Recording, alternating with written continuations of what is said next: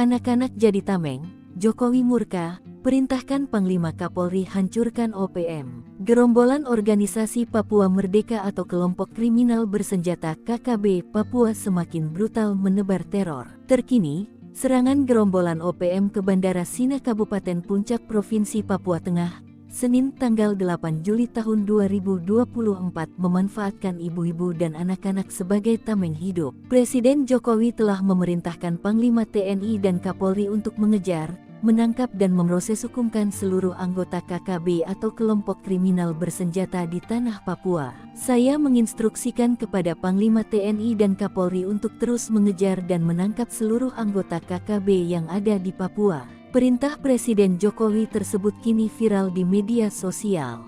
Instruksi itu terkait dengan kasus penyerangan anggota KKB Papua terhadap prajurit TNI Polri dan warga sipil yang sampai sekarang masih terus terjadi. Presiden Jokowi juga menegaskan bahwa tidak ada tempat bagi kelompok kriminal bersenjata atau KKB baik di Papua maupun di seluruh pelosok Indonesia.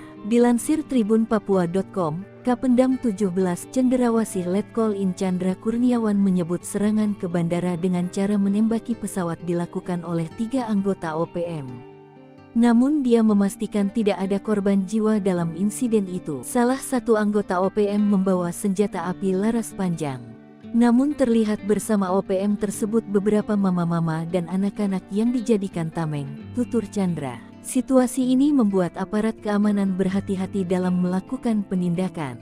Pihaknya hingga kini masih melakukan pengejaran terhadap para pelaku. Modus menjadikan mama-mama dan anak-anak sebagai tameng merupakan modus OPM saat melancarkan aksinya. Gerombolan OPM yang melakukan aksi penembakan berhasil lolos dari pengejaran aparat keamanan.